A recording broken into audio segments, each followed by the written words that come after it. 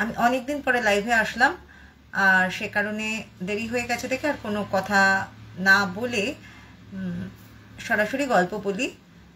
কোনো একটা দিন হয়তো এরকম হবে যেদিন আপনাদের সাথে আমি আড্ডা মারতে পারবো। আমি যেহেতু আপনাদের লাইভগুলো অ্যাটেন্ড করতে পারি না, সে কারণে আমাদের পরিচিতিটাও খুব কম হয় আর আড্ডাটাও ঠিক জমে না। তো যাই হোক, আমার জাস্ট স্টোরি টেলার হিসেবে গল্প শুনবেন যখন স্ক্রল করতে করতে আসবে। আচ্ছা, প্রথম ঘটনাটা এরকম, গল্প একটাও না, সবকটাই ঘটনা। প্রথম ঘটনাটা হচ্ছে আজ থেকে 36 ইয়ার্স আগের, একদম আমি স্পেসিফিক্যালি বলে দিলাম এটা 36 ইয়ার্স আগের একটা ঘটনা। তখন আমি আমি স্কুল লেভেলে পড়াশোনা করি, আর আমি তখন কি হতো, অকেশন পেলেই মামা বাড়িটারি যেতাম। তো আমার মামা বাড়ি ছিল কলকাতায়। আর এই যে ঘটনাটা আমি বলছি, এই ঘটনাটা হচ্ছে ওয়েলিংটন থানার অন্তর্গত এলাকায়। তো এই যার ঘটনাটা আমি বলছি সে হচ্ছে আমার মায়ের বান্ধবীর মেয়ের ঘটনা বলছি। তো আমার মায়ের বান্ধবী থাকতো কলকাতাতেই, আর তার মেয়ে যে সময়ের ঘটনা বলছি তার মেয়ে তখন কলেজে পড়তো। তো মেয়েটি শুধু কলেজেই পড়তো না, সেই সময় সে গান শিখতো, নাচ শিখতো, ড্রয়িং শিখতো, মানে যতটা আপডেটেড হওয়া যায় সে ততটাই আপডেটেড ছিল মেয়েটি। তো মেয়েটির নাম ছিল রুমা। তো হ্যাঁ, আমি একদম অরিজিনাল নেমে বলছি, মানে তাদের কোনো আপত্তি নেই, সে কারণে আমি অরিজিনাল নামে বলছি। তো এই রুমা কি করতো, কলেজের শেষে প্রতিদিনই ওর না হয় সুইমিং থাকতো, না হয় গান শেখা থাকতো, না হয় নাচ শেখা থাকতো, না হলে ড্রয়িং শেখা থাকতো। মানে ও লাইফের ড্রয়িং নিয়ে ওকে ঠিক করেছিল, মানে ওর একটা কালচারাল সাইডে ওর একটা অসম্ভব ইন্টারেস্ট ছিল। তো যাই হোক না কেন, আফটার অল এরকম একটা দিন যখন ও কলেজ থেকে ফিরে, তখন কিন্তু কলেজে ক্লাস হতো, তখন কিন্তু কলেজে এরকম একটা ক্লাস হতো আর 3টে ক্লাস বাদ যেত, এরকম হতো না। কলেজে তখন রীতিমতো ক্লাস হতো, নোটস টোটস দেওয়া হতো এবং পড়াশোনাও ধরা হতো তখন কলেজে। যাই হোক, তো তারপরে এবার রুমা কি করেছে, যেদিনের ঘটনার কথা আমি বলছি, সেদিনকে সকাল থেকে টিপ টিপ টিপ টিপ করে বৃষ্টি পড়ছে। আর রুমার সেদিনকে মানে ছিল, মানে পরের দিন, মানে যেদিন ঘটনাটা ঘটেছে তার পরের দিন ছিল একটা প্রোগ্রাম, নাচের প্রোগ্রাম ছিল। তো সেই কারণে রুমাকে ওই দিন বৃষ্টি টিষ্টি হওয়া সত্ত্বেও, যেমন কলেজে ইম্পর্টেন্ট ক্লাস ছিল যেতে হয়েছিল, এবং নাচের ক্লাসেও যেতে হয়েছিল। এবার রুমাকে কিন্তু রুমার মা বলেছিল যে আজকে এত বৃষ্টি হচ্ছে, আজকে তুই নাচের ক্লাসে যাস না, কিন্তু এনিহাউ ওকে যেতেই হতো, কারণ ও একটা লিড রোলে ছিল। তো ওর ওই সকাল থেকে বৃষ্টি টিষ্টি হচ্ছে দেখে ও একেবারে মানে বর্ষাতি নিয়ে বেরিয়েছিল, যে যাতে ও না ভিজে যায়, কারণ ভিজে গেলে অসুস্থ হয়ে পড়বে, আর অসুস্থ হয়ে পড়লে ও তার পরের দিন প্রোগ্রাম, মানে এটা ফাইনাল রিহার্সাল বলা যেতে পারে।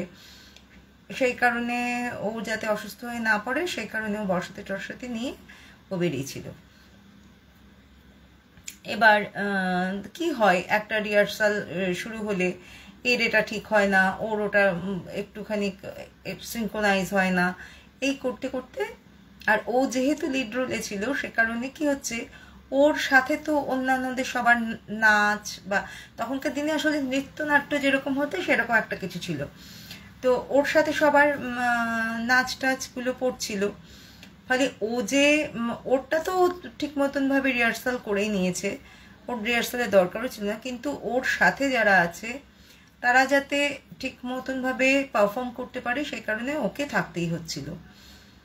এবার ওর বাড়িটা মানে যেখানে রিহার্সাল হচ্ছিল সেটা হচ্ছে যাদবপুরে, আর ওর বাড়ি হচ্ছে ওয়েলিংটনে, মানে ওয়েলিংটনে, এবং ওইটা বললাম তো ওয়েলিংটন থানার অন্তর্গত এরিয়া। তো ও যখন যাদবপুর থেকে ওয়েলিংটন, এটা তো একদম খুব কাছের পথ না, আর বর্ষা টর্ষার দিনে, আর 36 বছর আগে এত যানবাহনও ছিল না যে হুটহাট করে চলে আসবে। ওদের মনে হয় ওই ট্যাক্সি ভরসা করেই আসতে হতো। তো যাই হোক, ওদের যতক্ষণ রিহার্সাল শেষ হয়েছে ততক্ষণে 8:45 বেজে গেছে। 8:45 মানে তখনকার দিনে বেশ রাত। রাস্তাঘাটে যাদবপুর এরিয়ায় তখন এমন কিছু লোকজন থাকতো না 36 বছর আগে। তো ও না মানে একদম একা ওখান থেকে ওকে আসতে হবে, সেই কারণে ওদের যেখানে রিহার্সাল হচ্ছিল ওর যে টিচার, তাকে ও বলল যে যদি আমাকে অ্যাটলিস্ট একটা ট্যাক্সি ধরিয়ে দিতে পারে, মানে বাড়ির কেউ, ওই ভদ্রমহিলা আর ভদ্রমহিলার হাজব্যান্ড তাদের বাচ্চাদের নিয়ে থাকতেন ওই যাদবপুরে। তো মানে ট্যাক্সি ধরাতে গেলে এক হচ্ছে ওনার হাজব্যান্ড, আর না হলে উনি, এই দুজনের একজন, এছাড়া তো বাচ্চারা তো আর ট্যাক্সি ধরাতে পারবে না। তো ওনার হাজব্যান্ডের আবার ছিল ধুম জ্বর সেদিনকে, ফলে যাওয়ার কোনো প্রশ্ন নেই তার। আর উনি অতক্ষণ ধরে রিহার্সাল করাবার পরে ওনার আর হয়তো যেতে ইচ্ছা করেনি। উনি তাই দেখে বলছেন, না না এই তো সামনেই তুমি দাঁড়াও, এখান থেকেই তো ট্যাক্সি চলে আসে, কোনো অসুবিধে নেই, একটু দাঁড়াও দেখবে, আর যদি না পাও তাহলে একটু মানে আমাদের বাড়িতে আবার ফিরে এসো, তখন আমরা দেখছি। তো ওর না খুব, রুমার খুব মানে ইনসাল্টেড ফিল হয়েছে যে এরকম একটা দিনে, এরকম একটা ওয়েদারে আমি একটা মেয়ে একা, তো এইরকমভাবে কেউ কি ছেড়ে দেয়? আর তখন তো আর মোবাইল ফোন ছিল না যে হুটহাট করে মোবাইল ফোনে বাড়িতে খবর দিয়ে দেবে বা যোগাযোগ করে নেবে, এরকম ব্যাপার ছিল না। তো ও একটু ভয়ের সাথে বিরক্তির সাথে এসে ওদের আর কি ম্যামের বাড়ির থেকে বেরিয়ে একটু হেঁটে মোড়ের মাথার দিকে এগিয়ে গেল। যদিও ম্যামের বাড়ির সামনের দিক দিয়ে ট্যাক্সি যেত, কিন্তু ওই বৃষ্টির মধ্যে ওই রাত্রেবেলায় ট্যাক্সি ওখান থেকে পাবে এর কোনো গ্যারান্টি ছিল না, মানে ও জানতোই পাবে না। তো হাঁটতে হাঁটতে সামনে যে মোড়টা আছে সেই মোড়টার সামনে এগিয়ে গিয়ে দেখছে যে একটা প্রাণী নেই রাস্তায়, কেউ নেই, রাস্তা পুরো শুনশান।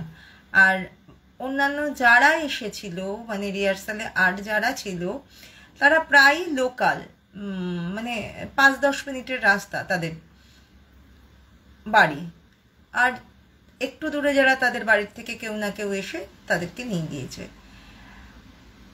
এবার যেহেতু ওর মা ওকে না করেছিল যে আজকে যেতে হবে না তোকে রিহার্সালে, আর ও গিয়েছে জোর করে, সে কারণে ওর বাড়ির থেকে কেউ আর কি ওকে নিতে আসেনি। জেনারেলি এরকম ওয়েদার হলে কেউ না কেউ বাড়ির থেকে এসেছে এর আগে, তো ও হয়তো এক্সপেক্ট করেছিল যে কেউ না কেউ আসবে, সে কারণেই ও গিয়েছিল। কিন্তু এরকম হবে সেটা ও বুঝতে পারেনি। আর বৃষ্টি তো বৃষ্টি, প্রচুর বৃষ্টি, মুষলধারে বৃষ্টি, আস্তে আস্তে রাস্তায় জল জমে যাচ্ছে, এরকম বৃষ্টি। তো প্রায় আধ ঘন্টা মতন দাঁড়িয়েছে, কিন্তু কোনো ট্যাক্সি নেই, কিচ্ছু নেই। তখন ওর ভয় করা শুরু হয়েছে। আর বললাম যে তখন তো মোবাইল ফোন ছিল না, কিন্তু ও যে আবার ফিরে আসবে ওর টিচারের বাড়িতে, সেটাও ওর আত্মসম্মানে লাগছিল যে আমাকে এরকম করলো আবার আমি ফিরে যাবো না। আর আমার বাড়ির লোকই যখন এরকম করছে, তখন আর আমার মানে অন্যের উপর রাগ করে কি লাভ হবে? তো ভালো কথা, ও দাঁড়িয়ে রয়েছে। তা এবার কি হয়েছে, আরও 10 মিনিট যাওয়ার পরে একটা ট্যাক্সি এসেছে। এবার ট্যাক্সিতে ও উঠছে, কিন্তু ওর তো একটু ভয় করছে যে একা এত রাতে একটা ট্যাক্সিতে, একা মহিলা, মানে মেয়ে, ও তো মহিলাও তখন না, ফিরছে। ও করেছে কি, ট্যাক্সির নাম্বারটা, ওর কাছে একটা ছোট্ট টর্চ থাকতো সবসময়, তো ওই টর্চটা জ্বালিয়ে ও দেখে লিখে নিয়েছে নিজের ইসেতে, হাতের মধ্যে ট্যাক্সির নাম্বারটা লিখে নিয়েছে। তো ওই ট্যাক্সিওয়ালা ওকে বলছে, ট্যাক্সিওয়ালা পাঞ্জাবি, তো বলছে যে মাইজি, মানে আমার যদি খারাপ কিছু করার থাকবে তুমি ট্যাক্সির নাম্বার লিখে কি করবে? আমি তো ট্যাক্সির নাম্বার লিখলেও আমি খারাপ কিছু করতে পারি, তুমি নিশ্চিন্তে গাড়িতে ওঠো, আমি তোমার মানে ডোর স্টেপে ছেড়ে দিয়ে আসবো তোমাকে। ওর তো অপশান নেই কিছু, তো ও উঠেছে। তখন বলছে না, এটা অ্যাকচুয়ালি আমার একটা হ্যাবিট, আমি রাতের বেলা কোনো ট্যাক্সিতে উঠলেই আমি তার নাম্বারটা নিয়ে রাখি। তো মানে ও বলে ট্যাক্সিতে উঠেছে, মানে বুঝতে পেরেছে যে ও যে একটা খারাপ কিছু ভাবছে সেটা ট্যাক্সিওয়ালা বুঝতে পেরেছে। তো যাই হোক, ওখান থেকে ওকে নিয়ে ওর বাড়িতে ছেড়ে দিয়ে এসছে ট্যাক্সিওয়ালা। এবার ও তো নেমে গেছে বৃষ্টির মধ্যে, মানে একটু ভয়, একটা টেনশন সব নিয়ে ও বাড়ির কাছে পৌঁছেছে। ট্যাক্সিওয়ালার কাছ থেকে কোনো রকম খারাপ ব্যবহারও পায়নি, ও তো ভয়ে ভয়েই ছিল। এবার নেমে গেছে, নামতে গিয়ে ও কী করেছে, ওর যে ব্যাগ, মানে মেইনলি যে পার্সটা, সেটাই ফেলে এসছে ট্যাক্সির মধ্যে। এবার বর্ষাতি টর্ষাতি নিয়ে, ছাতা না কি আরও ছিল, ওই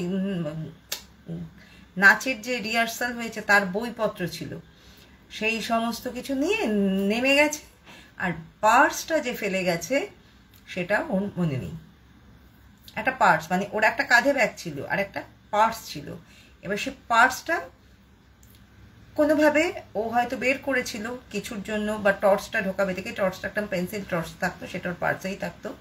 তো ও সেটা বলতে পারেনি যে কিসের জন্য ও পার্সটা বের করেছিল, তবে ওর মনে হয়েছে যে ও পেন্সিল টর্চটা ভেতরে ঢোকাবে দেখেই পার্সটা বের করেছিল। তো পার্সটা ও ফেলে চলে এসছে।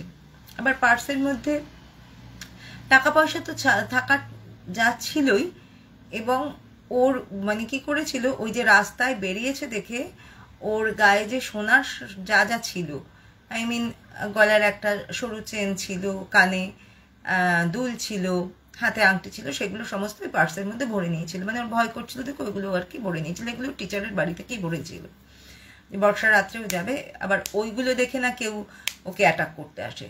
তো যাই হোক, এবার ও নেমে গেছে। নেমে যাওয়ার পরে রাত্রিবেলায় যখন ও মানে খেতে বসছে, তখন ওই ওই পেন্সিল টর্চটাও সবসময় মানে সাথে রাখতো। ঘুমাতে যাওয়ার সময়ও পেন্সিল টর্চটা নিয়ে যেত আর কি।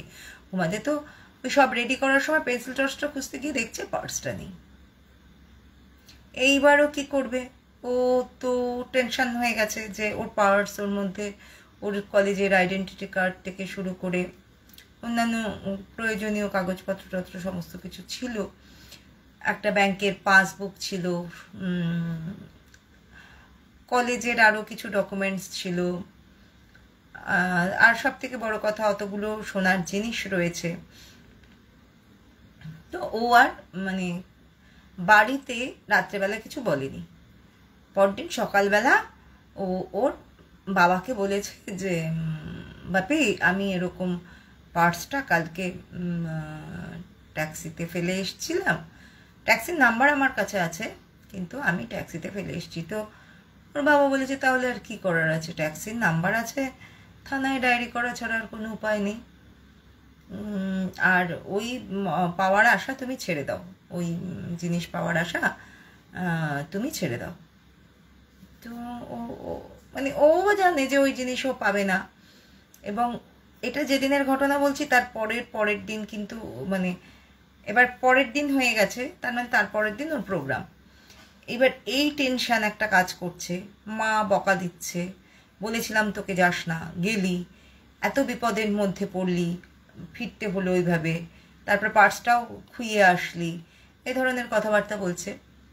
তো ও আর কোনো উত্তর দিচ্ছে না, মানে ওর মনটা এতটাই খারাপ যে ও বলছে যে আমি তো কারোর কোনো দিনও খারাপ কিছু করিনি, তাহলে আমার এরকম খারাপটা হলো কেন আর কি। ওই হারানোটুকুই ওর কাছে অনেকটাই লাগছে, কারণ মা বকা দিচ্ছে, মা যদি না বকতো তাহলে হয়তো অতটা খারাপ লাগতো না। তো ওর বাবা বলছে যে ঠিক আছে, আমি অফিসে বেরোবার আগে যাবে আমার সাথে, থানায় ডায়েরি করে আসবে। তো ওরা ওইভাবে একটা মানে কি বলবো, একটা বয়ান লিখে নিয়েছে যে এই দিন এই সময় এই জায়গা থেকে আমি এই নাম্বার গাড়িতে উঠেছিলাম, তো আমার এখানে কোনো পার্স ফেলে এসেছি, এই বিষয়ে যদি খুঁজে পাওয়া যায় বা খুঁজে পেতে সাহায্য করুন, এরকম আর কি একটা কিছু লিখেছে। লিখে এবার বাবা বলেছে ঠিক আছে আমি অফিসে যাবো, যখন আমার সাথে যাবে, তুমিও একসাথে কলেজে চলে যাবো। বলছে আজকে আর আমি কলেজে যাবো না, আমি কনসেন্ট্রেট করতে পারবো না, একই আমার কালকে প্রোগ্রাম, আর গতকাল এরকম একটা ঘটনা ঘটেছে, আমি কনসেন্ট্রেট করতে পারবো না, আমি থানাতে যাবো তোমার সাথে, ওখান থেকে আমি ফিরে আসবো। তোর বাবা বলেছে ঠিক আছে। তো ও গেছে, থানাতে গেছে। তো থানাতে ঢুকেছে, ঢোকার পরে ওর মানে বাবা গিয়ে যে অফিসার আছে তার কাছে গিয়েছে, গিয়ে টোটাল বিষয়টা বলেছে। এবার গাড়ির নাম্বারটা যখন দেখেছে তখন ওরা একে আরেকজনের মুখ চাওয়াচাওয়ি করছে। তখন ওর বাবা বলছে মানে কিছু কি ভুল, মানে কিছু কি অসুবিধা আছে, এটা কি চেঞ্জ করতে হবে কোনো কিছু? তখন যে অফিসার বলছে বলে এই গাড়িতে করে আপনার মেয়ে কালকে রাত্রে ফিরেছে? বলছে হ্যাঁ, ও তো গাড়ি নাম্বার নোট করে নিয়েছে। বলছে এই গাড়িতে করে আপনার মেয়ে কালকে রাত্রে ফিরেছে? ওর বাবা না তখন একটুখানি বিরক্ত হয়ে গেছে, কেন বলুন তো, আপনারা এই কথা বলছেন কেন, ও তো এই গাড়ির নাম্বারটাই নোট করেছে, ওঠার আগেও নেই। এবার মেয়েটাও বলছে হ্যাঁ আমি তো নোট করে নিয়েছিলাম এই গাড়ির নাম্বারটা। বলছে তুমি 100% শিওর যে তুমি এই গাড়িটাতেই কালকে রাত্রেবেলায় ফিরেছ? বলছে হ্যাঁ, একজন পাঞ্জাবি সর্দার ছিলেন ট্যাক্সির ড্রাইভার। তখন সে বলছে, অফিসার বলছে ওখানে যারা মানে স্টাফ, হয়তো একটা কনস্টেবল বা কিছু এরকম, তাকে বলছে ধরে নেওয়া যাক তার নাম রঞ্জন বা কিছু, রঞ্জন ওকে পেছনে একটুখানি নিয়ে যাও, গাড়িগুলো যেখানে থাকে সেখানে নিয়ে যাও। তখন বলছে যে আসুন ম্যাডাম। তখন ওর বাবাও গেছে সাথে। তখন গিয়ে দেখছে যে ওই গাড়িটা অন্তত পক্ষে মানে 5-7 বছর ধরে যদি তার সেই গাড়িটা পড়ে থাকে, একটা গাড়ি যেমন ভেঙে চুরে পড়ে থাকে সেই রকমভাবে ওই গাড়িটা পড়ে রয়েছে, যার প্লেট নাম্বারটা যেটা ও লিখেছে সেইটা। এবং মানে অদ্ভুত ব্যাপার যে ওই গাড়িটা কোনোভাবেই মানে চলার মতো কন্ডিশনেই নেই, যে গাড়িটায় নাম্বার ও লিখেছে, মানে চলার মতো কোনো কন্ডিশনেই গাড়িটা নেই। তখন না ও একটু অবাক হয়েছে যে তাহলে আমি কি ভুল লিখলাম, নাকি কোনো দুষ্কৃতী ফলস নাম্বার প্লেট ইউজ করে ড্রাইভ করছিল। তো ও একটু মানে সম্মোহিত হয়ে গেছে বলতে গেলে, গিয়ে ও মানে পায়ে পায়ে এগিয়ে গেছে গাড়িটাকে দেখতে। এটা হচ্ছে সব থেকে টুইস্ট এই গল্পটার। ওই গাড়িটার নিচে ওর পার্টসটা পড়ে রয়েছে, পিঙ্ক কালারের পার্টস পড়ে রয়েছে গাড়িটার নিচে, যে পার্টসটা ও, এবং সেই পার্টসটা কিন্তু নতুন, মানে ইউজ করলে যেরকম পরিষ্কার থাকে সেই রকম পরিষ্কার, মানে ওই পার্টসটা হয়তো মাস 3 ধরে ও ইউজ করছিল, তো অ্যাটলিস্ট পার্টসটা পড়ে রয়েছে ওখানে। এবার ও পার্সটা তুলেছে, তুলে বলছে এইটাই আমার পার্স। এইবার পুলিশ পড়ে গেছে যে এটা তোমার পার্স, মানে প্রমাণ। তখন খুলে ওর আইডেন্টিটি কার্ড, কলেজের আইডেন্টিটি কার্ড ওখানে পাওয়া গিয়েছে। এটাই হচ্ছে ঘটনা, যে কি করে পার্সটা ওখানে এলো আর ওই নাম্বারের গাড়িটা ওকে বাড়িতে পৌঁছে দিল সেই বর্ষার রাতে, সেই দুর্যোগের রাতে। হ্যাঁ, এবং ওটা একজন সর্দারজির গাড়ি ছিল, যিনি গাড়ি অ্যাক্সিডেন্ট করেছিলেন এবং তিনি স্পট ডেড ছিলেন। এরকম এক বর্ষার রাতেই একটা ট্রাকের সাথে অ্যাক্সিডেন্ট করে গাড়িটা রাস্তায় পড়েছিল, ট্রাক বেরিয়ে গিয়েছিল, ট্রাকের কিছু হয়নি, ট্রাকে এসে ধাক্কা মেরেছিল, কিন্তু সর্দারজি গাড়ির ভেতরেই তার বডি পাওয়া গিয়েছিল। এটা ছিল আমার প্রথম ঘটনা। কেমন লাগলো জানিও পরে যখন শুনবে সবাই। আচ্ছা, এবার আর একটা ঘটনায় যাই। সত্যি মানে অলৌকিক বা এই ভৌতিক যে ঘটনাগুলো আমরা বলি বা আমরা শুনি, এই ঘটনাগুলো তো আমার জীবনের সাথে ঘটেনি, আমার শোনা ঘটনা। তো এই ঘটনাগুলো যাদের সাথে ঘটে তারা তো ব্যাখ্যা পাই না, এবং তারা না কিছুকাল একটা ট্রমার মধ্যে চলে যায়, কারণ কোনো উত্তর তো পায় না। তো যে কারণে তারা ট্রমার মধ্যে চলে যায়, যে কী করে হলো, এটা কি করে সম্ভব। আর এরকম যার ওপর দিয়ে যায়, যে সে ওই সময় ওই জায়গাটা দিয়ে ট্রাভেল করেছে, মানে একজন ওই জগতের লোকের সাথে সে ট্রাভেল করেছে, সেই সময় না তার কনফিডেন্স চলে যায়। যেটা ওই মানে আমার মায়ের বান্ধবীর মেয়ের এটা হয়েছিল, এবং তাকে তারপরে দেখাতে হয়েছিল, ডাক্তার দেখাতে হয়েছিল। বেশ কিছুদিন পরে সে আবার নর্মাল হয়েছিল। মানে ও চুপ করে থাকতো, কিছুই বলতো না। ওর যে কোনো অ্যাবনর্মালিটিস হয়েছিল সেটা কিন্তু নয়, কিন্তু ও চুপ হয়ে গিয়েছিল একদম এই ঘটনাটার পরে। আচ্ছা, এবার আমি বলি আমার ঠাকুরদার বলে একটা ঘটনা। আমার ঠাকুরদা আমাদের ছোটবেলায় যখন পড়াশোনা শেষ হয়ে যেত, আমার ঠাকুরদা ছিলেন মানে আমার কি বলবো ট্রেন ফিলোসফার গাইড। আমাদের পড়াশোনা করাতেন, আমার বোনেদের পড়াশোনা করাতেন উনি, গল্প বলতেন উনি। মানে আমার ঠাকুরদা ছিল আমাদের জগৎ। কিভাবে জীবনে চলতে হবে সেগুলো শেখাতেন উনি। একটা অন্য মাত্রা, মানে এটা বোঝানো যাবে না। তো যাই হোক, তো যখন প্রতিদিন পড়ানো শেষ হয়ে যেত, তখন আমাদের ঠাকুরদা প্রতিদিন আমাদের গল্প বলতেন, বোনদের বসিয়ে গল্প বলতেন।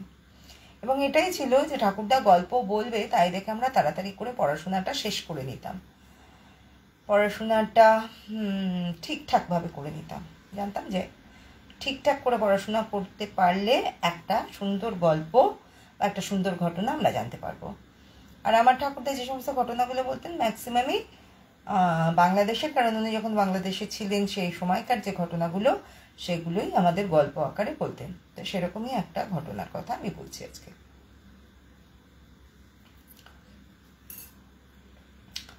ওটা ময়মনসিংহ জেলা না ময়মনসিংহ গ্রাম আমি বলতে পারবো না, মানে তখনকার দিনে ময়মনসিংহ জেলা ছিল না ময়মনসিংহ গ্রাম ছিল, মোট কথা ময়মনসিংহ। এবার ময়মনসিংহের একজন ধনী মানুষ, জমিদার টাইপের মানুষ, প্রচুর জমির মালিক, নাম হচ্ছে অধীর চক্রবর্তী। এই অধীর চক্রবর্তীকে সবাই কেপন চক্রবর্তী বলতো। সে এত কৃপণ ছিল, মানে সে তার স্ত্রীকে প্রতিদিন রান্নার চাল ডাল তেল নুন মাপ করে করে দিতেন, এবং বেশিরভাগ দিনই বাড়ির যারা মেয়ে বউ, জয়েন্ট ফ্যামিলি ছিল, তারা ম্যাক্সিমাম দিনই ফ্যান খেয়ে, ভাতের মার খেয়ে তাদের দিন কাটত। কারণ কি, বাড়ির পুরুষেরা আগে খেতে বসতেন, তারা যতক্ষণ পেট না ভরতো খেয়ে যেতেন, তাদের না বলার উপায় ছিল না। আর মহিলাদের যদি মানে ভাত কম পড়তো, তাদের চাওয়ার নিয়ম ছিল না যে আরেকবার চাল দাও, চাল রান্না করে আমরা ভাত খাবো, সে চাওয়ার নিয়ম সেই সংসারে ছিল না। তখনকার দিন তো একটু অন্যরকম ছিল। ফলে এই যে কেপন চক্রবর্তীর বউ, অধীর চক্রবর্তীর বউ আসলে, তো তিনিও মনে মনে তার স্বামীর মৃত্যু কামনা করতেন। কারণ এত জ্বালা, মানে বছরে 2টো কাপড়ের বেশি 3টে কাপড় কোনোদিনও সে তার জীবনে দেখেনি, এবং পরিবারের অন্যান্যরাও এই লোকটিকে দেখতে পারত না। এবং এ ছিল পরিবারের বড়, এবং সংসারের হাল ছিল এর হাতে। অন্যান্য ভাইয়েরা বড় হওয়ার পরেও সংসারের হাল কিন্তু এই অধীর চক্রবর্তী ছাড়েনি। এবং এই লোকটি ছিল একটু হিংসুক প্রকৃতির, লোভী, হিংসুক, কৃপণ, এই 3টে গুণ তার ছিল। বাড়ির দক্ষিণ পূর্ব দিকে ছিল একটা বেলগাছ, বিশাল বড় বেলগাছ। সেই বেলগাছ থেকে বেল রাস্তায় গিয়ে পড়তো বেশি, ভেতরে যা পড়তো তার থেকে বাইরে গিয়ে পড়তো বেশি। এবং রাস্তা দিয়ে, এবং সেই যে বেল যেখানে পড়তো তারপরেই ছিল একটা ডোবা। এই ডোবার পার দিয়েছিল ভেতরে, গ্রামের ভেতরে যাওয়ার রাস্তা। সেই রাস্তা দিয়ে মেয়ে, বউ, ছেলে, পুরুষ সবাই যাতায়াত করত। এই গাছের বেল ছিল অত্যন্ত সুমিষ্ট, যারাই পেত তারা বেল কুড়িয়ে নিয়ে চলে যেত। এবার কেপন চক্রবর্তীর এটা মোটে সহ্য হতো না, যে কেন বেল পড়ে থাকবে, কিন্তু কেন লোকে তুলে নিয়ে খাবে। ওই যে ডোবা ছিল সেই ডোবায় অনেকে বাসন মাজতে আসতো বা কেউ কেউ কাপড় কাচতে আসতো। তখন তো জলের এরকম সিস্টেম ছিল না, নদীর জল ব্যবহার হতো, আর এই পুকুর টুকুর দিঘি ঠিঘি যা ছিল সেই সমস্ত জলই ব্যবহার হতো। আমার না আজকে আসলে পায়ে খুব ব্যথা করছে, এই মাত্র মানে আমি ফিডিং শেষ করে আসলাম, তো তারপরে আমি একটু ফ্রেশ হইনি, তো পায়ে ব্যথা করছে। যাই হোক, আমি একটু পাটা টান করে বসলাম, আশা করি শুনতে অসুবিধা হবে না গল্প বা কথা। তো যাই হোক, এই কেপন চক্রবর্তীর কথা বলা এখানেই, যে উনি যখন দেখলেন যে সবাই এই বেল গাছের বেল কুড়িয়ে নিয়ে খেয়ে ফেলে, আর ওনার ছিল ওই বেল গাছের পাশাপাশি যে একটা ঘর, দক্ষিণ দিকের ঘর, সেখানে ওনার সমস্ত হিসাবের কাগজপত্র হেন তেন একটা থাকতো। ওই ঘরে কিন্তু উনি শুতেন না, কিন্তু ওই ঘরটা দখল করে উনি রেখেছিলেন। যেহেতু ওটা একটা দক্ষিণ পূর্ব দিকের ঘর ছিল, সেই কারণে উনি ওই ঘরটা দখল করে রেখেছিলেন। আলো হাওয়া সমস্ত কিছু ভালো হবে। ওনার পরিচিত জনেরা আসলে, ওনার প্রিয়জনেরা আসলে, বাড়িতে প্রিয় অতিথিরা আসলে ওইখানে উনি আড্ডা মারতেন, তাদের থাকার ব্যবস্থা ছিল। নিজে কিন্তু থাকতেন না, নিজে থাকতেন তার পাশের ঘরে, কিন্তু ওই সুন্দর খোলামেলা ঘরটায় তাদেরকে থাকতে দিত, এবং তার যাবতীয় দরকারি কাগজপত্র সমস্ত ওখানে একটা লোহার সিন্ধুকে ভরে তিনি রাখতেন, যার চাবি সবসময় থাকতো তার নিজের ঘরে। তার ক্যালেন্ডারের পেছনে একটা জায়গায় দেয়ালে, আগে এরকম করা দেয়ালে কি বলতো ওগুলোকে, মানে ছোট এরকম মন্দিরের মতন করা থাকতো, যার মধ্যে কুলুঙ্গি মনে হয় বলতো ওটাকে। ওই কুলুঙ্গির মধ্যে একটা কৌটোর মধ্যে ওই ইসের চাবি থাকতো, ওই সিন্ধুকের চাবি থাকতো, এবং তার ওপর দিয়ে একটা সবসময় ক্যালেন্ডার ঝুলিয়ে রাখতেন উনি। ক্যালেন্ডার হোক বা ওই কাপড় জামা মেলার কিছু, বা মোট কথাটা ঢেকে রাখতেন, বা ফটো হোক কিছুর, এরকম একটা কিছু উনি ঝুলিয়ে রাখতেন, মানে ওই কুলুঙ্গিটাকে আড়াল করার জন্য। আচ্ছা, এবার কি হলো, ওনার একদিন প্রচণ্ড রাগ হলো যে কিছুতেই ওনার কথা কেউ শুনছে না, গ্রামের লোকেরা বা অন্যান্য লোকেরা।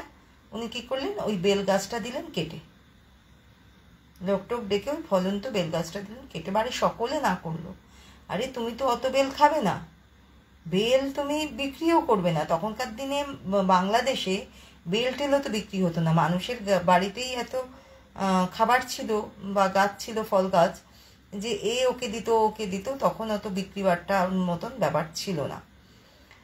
তো তুমি তো এত খেয়ে শেষ করতে পারবে না। 5 না 4 শরিকের বাড়ি ছিল ওটা, 700 বিঘার মতন জমি ছিল তাদের। তারপরেও ওই একটা বেল গাছের জন্য অধীর চক্রবর্তী ওরফে কেপন চক্রবর্তীর প্রাণ ওষ্ঠাগত ছিল। একদিন রেগে গিয়ে সে লোকজন ডেকে ওই বেল গাছ দিল কেটে। উপদ্রব শুরু হলো এরপর থেকে। দক্ষিণ দিকের ঘরে জিনিসপত্র রাত্রেবেলায় অগোছালো হয়ে যেত, মনে হতো যেন ঘরের মধ্যে কেউ সারা রাত ধরে দাপাদাপি করেছে। তার সিন্ধুকের প্রয়োজনীয় কাগজপত্র, কোনো দিন যে গয়নাগাটি, সেগুলোও দেখা যেত মেঝেতে লুটোপুটি খাচ্ছে। এই কারণে কেপন চক্রবর্তীর ঘুম উড়ে গেল, যে কে কিছু নিচ্ছে না, কিচ্ছু চুরি যাচ্ছে না, কিন্তু ঘরের মধ্যে সিন্ধুকের ভেতর থেকে প্রয়োজনীয় কাগজপত্র, গয়নাগাটি, পয়সা কড়ি, যা কিছু, সেগুলো মেঝেতে সিন্ধুকের বাইরের মেঝেতে ছড়িয়ে থাকছে। কি করে সম্ভব? সিন্ধুকের চাবি ওনার নিজের কাছে। আর যদি কেউ ছড়িয়েই রাখবে, সে কি ছড়িয়ে রাখবে? সে তো নিয়ে যাবে। তাহলে এই অবস্থা কি করে হচ্ছে? ঘুম উড়ে গেল অধীর চক্রবর্তীর। গিন্নিকে বললেন যে এইরকম ঘটনা ঘটছে। উনি জেনারেলি নিজের ডান হাতের কাজ বাঁ হাতকে জানতে দিতেন না। তো এই যে বলাটা কতটা ভয় পেলে উনি ওনার স্ত্রীর সাথে এটা শেয়ার করেছিলেন, সেটা যারা ওনাকে না দেখেছে আর ওনার পরিবারে না দেখেছে তারা কেউ ছাড়া কেউ বুঝবে না। তো উনি ওনার গিন্নিকে বললেন, এবং ওনার এক প্রিয় ভাইপো ছিল, তাকে ডেকে বললেন যে এরকম অবস্থা হচ্ছে। এবং উনি তো ভয় পেয়েছিলেন।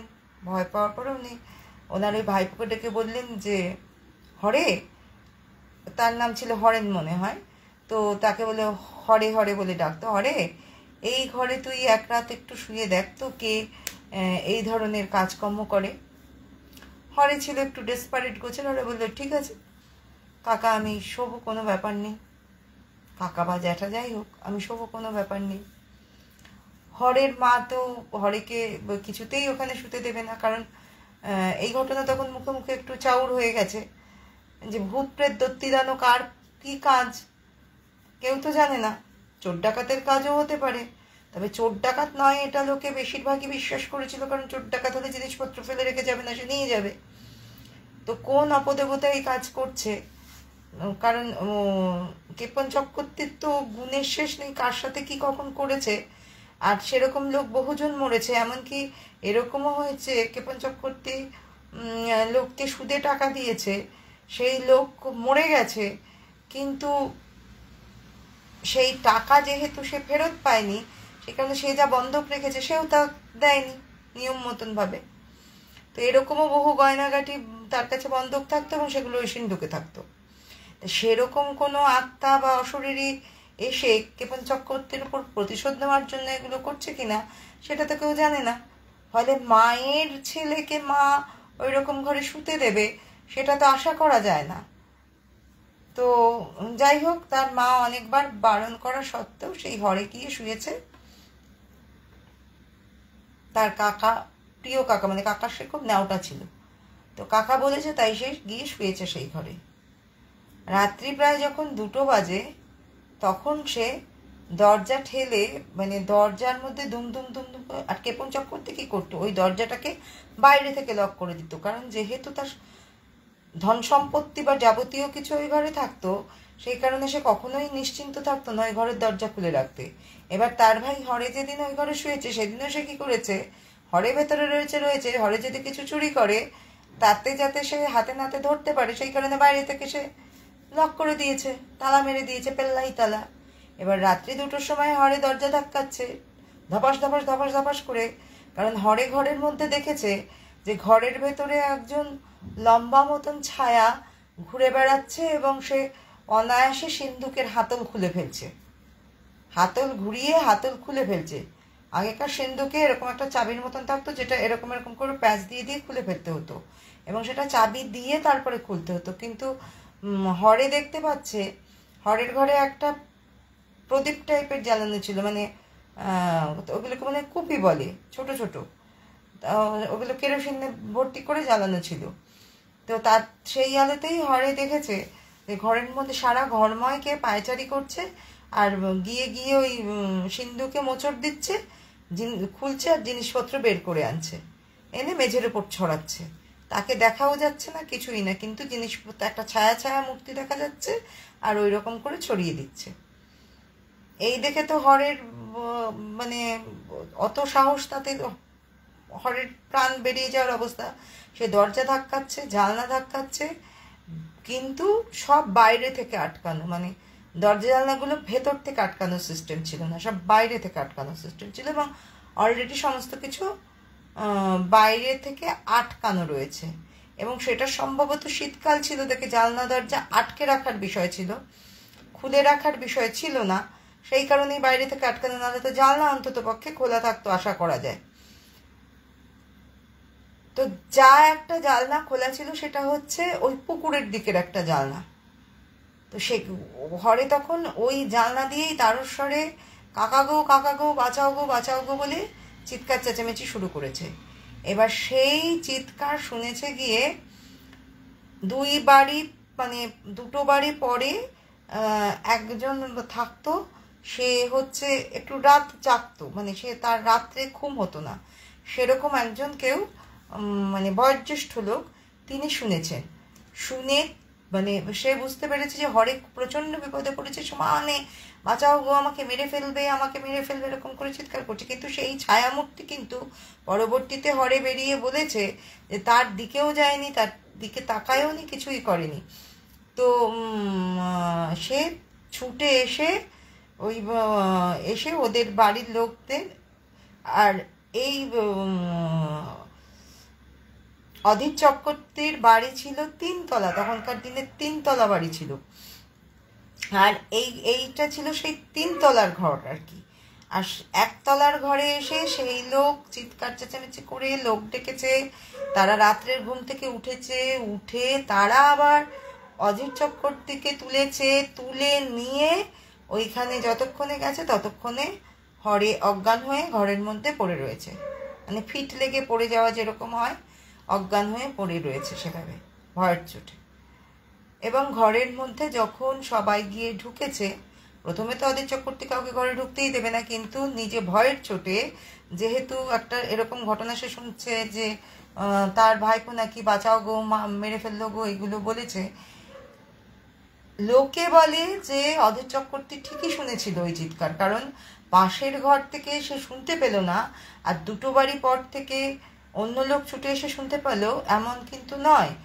অধীর চক্রবর্তী মানে নিজে ছোট হয়ে যাবে, নিজের ভয় প্রকাশ পাবে দেখে সে অন্যদের ডাকেও নি, সে ওই চিৎকার শুনেও সে চুপ করেছিল।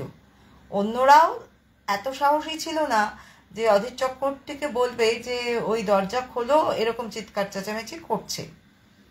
আর তার মা, যে ওই হরের যে মা, তারা তো সারাদিন কাজ করতো মহিলারা, তারা রাত্রেবেলা যখন ঘুমিয়ে পড়তো তারা অঘরে ঘুমাতো, তাদের মানে তারা নিজেরাই সেন্সলেস হয়ে থাকতো যে ওই চিৎকার চেঁচামেচি শুনতে পাবে, তারা সে শুনতে পায়নি। মা শুনলে অন্তত পক্ষে সে চুপ করে থাকতো না। যাই হোক, তারপরে তাকে ওই ঘর থেকে বের করা হয়, বের করে তারপরে তাকে নিয়ে আসা হয়, মাথায় টাথায় জল দেওয়া হয়।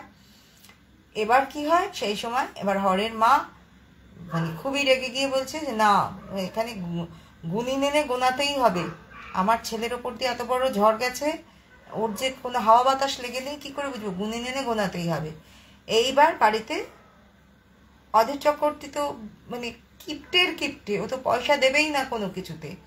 ওদের বাড়িতে কোনো একটা যদি বিয়ের অনুষ্ঠান হতো, তাহলে কি করতো, লোকের ঘরে ঘরে থেকে টাকা নিয়ে যার ঘরের বিয়ে সে সামাল দিত, কিন্তু একটা জমি বিক্রি করলে বা কিছু একটা বন্ধক রাখলে যে বিয়েটা সুন্দরভাবে উতরায়, সে কিন্তু করার ক্ষমতা তাদের ছিল না। তারা লোকের কাছ থেকে টাকা ধার নিয়ে ছেলে মেয়ের বিয়ে দিত এবং বছরভর সুদ পরিশোধ করে সেই টাকা পরিশোধ করত। এটা হচ্ছে মানে উনি কোনো মানে এত কৃপণ যে উনি ঘরের থেকে কোনো কিছু বের করবেন না। তো এমন একটা লোক একটা গুণিন আনবে যে গুণিনকে পয়সা দিতে হবে, এটাও তো মানে মেনে নিতে পারছেন না উনি, কিন্তু সবার চাপে পড়ে উনি এক গুণিনকে ডেকে আনলেন। এবং গুণিন এসে প্রথমেই ঘরে মানে বাড়িতে পা দিয়েই বলল যে এখানে কিছুদিন আগে কোনো একজন শান্ত প্রকৃতির কোনো আত্মাকে অত্যন্ত বিরক্ত করে রুষ্ট করে দেওয়া হয়েছে। সে এখানে বসবাস করত, সে বহুদিনের বাসিন্দা এখানকার, কিন্তু তাকে রুষ্ট করে দেওয়া হয়েছে, সেই কারণে আজকে এই অবস্থা। তো একে তুষ্ট করার জন্য তাহলে কি করতে হবে, তো উনি ওই হোম করে যজ্ঞ করে গুণে গেথে সমস্ত কিছু করার জন্য বললেন আমাকে 7 দিন সময় দিন, আমি বলবো এখানে কি হবে, আর এই 7 দিন এই ঘরে কেউ পদার্পণ করবেন না, যা হচ্ছে হোক, লক করে রাখার দরকার লক করে রাখুন। তো তার কথা শুনে এদিকে অধীর চক্রবর্তী একটু ভয় পেয়েছিলেন, তিনি কি করলেন, সবার সামনে ওই যে নিচে যা সমস্ত জিনিসপত্র ছড়ানো ছেটানো ছিল সমস্ত সিন্ধুকে তুলে দিয়ে এবং ওইখানে যে জমির দলিল টলিল সমস্ত ওই সিন্ধুকে থাকতো। এবার কি করলেন, ওই সিন্ধুক তালা দিয়ে দিলেন, তালা দিয়ে চাবি তো নিজের কাছে নিয়ে চলে গেলেন, এবার দরজাতেও তালা দিয়ে দিলেন। এবার 7 দিন পরে ওই গুণিন এসে বললেন যে তিনি কিছু একটা উপাচার করেছেন, তাতে যেটা তিনি মানে সমাধান দিচ্ছেন সেটা হচ্ছে এই ঘরটাকে পুরো ফাঁকা করে দিতে হবে, ওই সিন্দুক টিন্দুক সব বের করে নিতে হবে, ঘর ফাঁকা করে দিতে হবে, যে অপশক্তিকে এখান থেকে রুষ্ট করা হয়েছে সে এই ঘরে বসবাস করবে এবং উনি ঘর বেঁধে দেবেন, যে ওই ঘরেই থাকবে, মানে ওই দরজার বাইরে এই বাড়ির ভেতরে সে আর ঢুকতে পারবে না। আর দক্ষিণের একটা জানলা খোলা থাকবে, যেটা হবে তার যাতায়াতের পথ। সেই মানে অপশক্তি বলো বা আত্মা বলো যে এখন রুষ্ট হয়েছে, তাতে তাকে তার বসবাসের জায়গা নেই। তো সেই বসবাসের জায়গা ছিল ওই বেলগাছটি, সেটা থেকে যেহেতু কেটে দেওয়া হয়েছে, তারপর থেকেই সে রুষ্ট হয়ে সে তার থাকার জায়গা খুঁজে পাচ্ছে না দেখে সে মানুষকে বিরক্ত করে যাচ্ছে। এবার সিন্দুকের ভেতরে এত এত জিনিস যে ওই সিন্দুক ঠেলে নিয়ে যাওয়া সম্ভব নয়। এবার যখন সিন্দুকের চাবি আনতে গেল, সিন্দুক থেকে জিনিসপত্র বের করা হবে সেই কারণে। এবং আশ্চর্যের বিষয়, ওই 7 দিন ঘরে যে কিছু উপাচার করে দিয়ে গিয়েছিলেন ওই গুণিন, ওই সিন্দুক থেকে কিন্তু একটা জিনিসও আর বাইরে বেরোয়নি, মানে মেঝেতে কিন্তু পড়া নেই, কিন্তু অন্যান্য জিনিসপত্র যেমন দেয়ালে যে ছবি টাঙানো ছিল বা কোনো ঘট টট ছিল ঘরের মধ্যে, সেইগুলো সমস্ত তছনছ করা, মানে সেই শক্তি যে ঘরের মধ্যে দিয়ে বিচরণ করেছে এটা বোঝা যায়। কিন্তু ওই সিন্দুককে আর কিছু করেনি, কারণ সিন্দুকের কাছে কিছু একটা উপাচার করে দিয়ে গিয়েছিলেন ওই গুণী। তো যাই হোক, যখন ওই সিন্দুক খোলার চাবি খোঁজা হচ্ছে, চাবি আর পাওয়া যাচ্ছে না, কিছুতেই পাওয়া যাচ্ছে না, কিছুতেই না, তো কিছুতেই না, না পাওয়াই গেল না চাবি। তো তারপরে কি হলো, ওই 10-15 জন মিলে ওই সিন্দুককে ঠেলতে ঠেলতে কেপন চক্রবর্তীর শোয়ার ঘরে নিয়ে আসা হলো। নিয়ে আসার পরে এবার সবাই তো মানে আশা করেছিল যে এবার কিছু একটা সমাধান হবে। তখন তারা মানে অন্যান্য ভাই যারা, তাদেরও তো বয়স হয়েছে, আমি যে সময়ের ঘটনার কথা বলছি তখন কেপন চক্রবর্তীর বয়স 70 বছর, তাহলে তার যে ভাইটা এরা ছিল তারাও তো 70 না হোক অন্তত পক্ষে 60-65 এরকম এক একজনের বয়স হয়েছে। ওরা 4 ভাই বা 5 ভাই ছিল।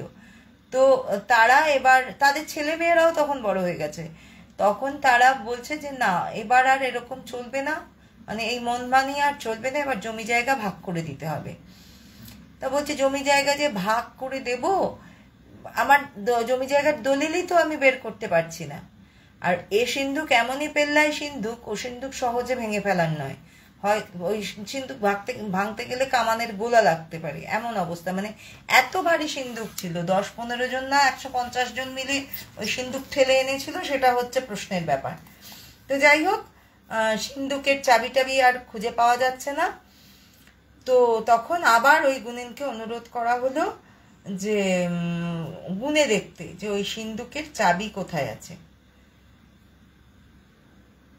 আচ্ছা, এই মতো সময়ে এই যে ঘটনাটা ঘটলো, সিন্ধুক টিন্দুক আনা হলো টলো, এই হলো, এই ঘটনাটার 4 দিন বা 5 দিন পরে কেপন চক্রবর্তী ছাদে উঠেছিল যে ছাদ থেকে সে কোন দিকে, ছাদের কোন দিকে আবার মানে ভাগ বাটোরা যেহেতু করার কথা হচ্ছে, সেই কারণে ছাদের কোন পোর্শন তার দিকে রাখবে, তার ছেলে মেয়েরা পাবে, তার ছেলে মেয়েদের কথাও সে ভাবতো না, তার কোন পোর্শন থাকবে ছাদের। আরও 2টো বাড়ি ছিল ওখানে, ওটা তো 3তলা বাড়িই ছিল, আরও শরিকদের আরও 2টো বাড়ি ওখানে ছিল, যে 3টে বাড়ি মিলে ওরা থাকতো, তাহলে কোন পোর্শন কাকে দেওয়া যাবে বা কি হবে, সেই ভাগ বাটোরা কি হবে, সেইগুলো নিয়েই তার মানে চিন্তা ভাবনার জন্য সে ছাদে উঠেছিল। ছাদ থেকে আর কি সে অবজার্ভ করে সবটা। সে যখন নেমে আসছিল তখন সে ছাদের সিঁড়ি থেকে পড়ে যায় এবং তার বাঁ পা ভেঙে যায়। সেই যে কেপন চক্রবর্তী শয্যাশায়ী হলো, তখনও কিন্তু সিন্ধুকের চাবি পাওয়া যায়নি। গুণিন গণনা করে দেখতে পেলেন যে সিন্ধুকের চাবি আছে বাড়ির উত্তর পশ্চিম দিকে একটি দিঘি আছে, যে দিঘিতে মাছ চাষ হয়, সেই দিঘির কোনো না কোনো অংশ ওই জায়গাটা ইন্ডিকেট করছে। এবার তখনকার দিনে তো ওইভাবে ডুবুরি ছিল না, কিন্তু পুকুরে জিনিস পড়লে সেগুলো খুঁজে বের করার জন্য লোক পাওয়া যেত। এবার এরা সবাই মিলে মানে প্রায় চাঁদা তুলেই লোক নামিয়ে সেই মানে খোঁজাখুঁজি করলো চাবি, কিন্তু পুকুরের মধ্যে মানে সেই দিঘির মধ্যে সেই চাবি পাওয়া গেল না। এবার ক্ষেপণ চক্রবর্তীর ঘরেও নেই, দিঘির মধ্যেও নেই, তাহলে গেল কোথায়? সেই চাবি কোথায়? সে চাবি খোঁজ না করলে তো ওই সিন্ধুক কিছুতেই খোলা যাবে না। সিন্ধুক খোলা না গেলে দলিল বেরোবে না, দলিল না বেরোলে তখনকার দিনের ওই আমলে ওই একটাই দলিল থাকতো, ওই দলিলের আবার ডুপ্লিকেট কপি টপি ওসব হতো না, তাহলে ভাগ বাটোরা কিছুই হতে পারছে না। এ কারণে সবাই মহা চিন্তা ভাবনায় পড়ে গেছে। তখন ওই গুণিন ওদেরকে পরামর্শ দিল একটা যজ্ঞ করার জন্য, যে যজ্ঞে ওই যে অপশক্তি, এদিকে কিন্তু ওই দক্ষিণের ঘর সিল করে দেওয়া হয়েছে যেখানে ওই অপশক্তির থাকার বন্দোবস্ত করেছে, এবং তাতে বাড়িতে উপদ্রব কমেছে। কিন্তু ক্ষেপণ চক্রবর্তীর এটা মোটেও ভালো লাগছে না, সে কিন্তু শুয়ে আছে পা ভেঙে, কিন্তু তার মতলব হচ্ছে ওই ঘরটা যাতে সে ব্যবহার করতে পারে। তো ওই ঘরে ঠিক হলো যে ওই ঘরের সামনে, ঘর ওপেন করবে না, কিন্তু ঘরের সামনে একটা যজ্ঞ করা হবে, যে যজ্ঞে সেই মানে আত্মাকে তুষ্ট করা হবে। তো সেই যাগযজ্ঞ নাকি হয়েছিল, এবং যাগযজ্ঞ হওয়ার পরে সেই চাবি পাওয়া গিয়েছিল ক্ষেপণ চক্রবর্তীর ছাদের ঘুলঘুলি থেকে, ছাদের ভেতরে যে ঘুলঘুলি, সেই ঘুলঘুলি থেকে। দুর্জনেরা বলে উনি নিজেই সেটাকে লুকিয়ে রেখেছিলেন এবং ছাদে উঠেছিলেন ওই চাবি লুকিয়ে রাখার জন্যই, যেটা ওনার কাছেই ছিল, নিজের কাছে ছিল, সেই সব চাবি টাবি লুকিয়ে রাখার জন্য উনি ছাদে উঠেছিলেন, এবং পরে পড়ে গিয়ে ওনার পা ভেঙে যায়। আর ওই যে গুণিন যে ওটা গুনেছিল, গুণিন বলেছিল যে ওই যে যজ্ঞ টজ্ঞ করেছে তাতে ওই শক্তি তুষ্ট হয়ে ওই চাবি ওখানে রেখে গেছে। ঘটনা যাই হোক, চাবি অবশেষে পাওয়া গেল এবং সেই জমি সম্পত্তির ভাগ বাটোরা হলো।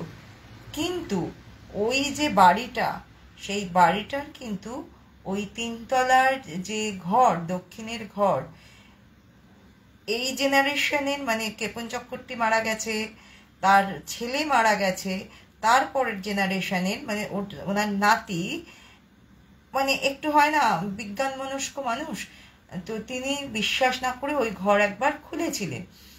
খোলার পরে মানে ওনার ফ্যামিলির ওপর দিয়ে মানে উনি খুলেছিলেন, এবং ওই ঘর উনি মানে বাড়িটা ডেমলিশ করে উনি বিক্রি করবেনও ভেবেছিলেন। তো ওনার ফ্যামিলির ওপর দিয়ে পরপর 2টো অ্যাক্সিডেন্ট হয়ে যায়। একটা অ্যাক্সিডেন্টে ওনার একটি মেয়ে মারা যায়, আর আরেকটি অ্যাক্সিডেন্টে ওনার স্ত্রী মারা যায়।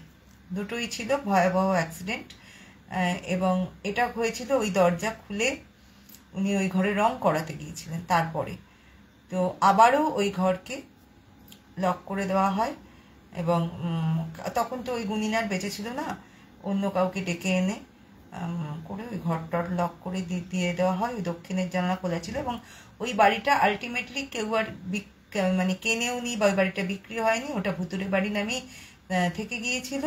এবং ওই বাড়ি কিন্তু শেষ পর্যন্ত আর কেউ থাকেনি, আস্তে আস্তে সবাই অন্য এক এক জায়গায় চলে গিয়েছিল, কেউ ঢাকায় চলে এসেছিল, শহরে চলে এসেছিল, বিভিন্ন জায়গায় কর্মসূত্রে চলে গিয়েছিল, মানুষ কলকাতায় চলে এসেছিল, ওই বাড়ি কিন্তু ওইভাবেই পড়েছিল। এই হচ্ছে আমার দ্বিতীয় ঘটনা।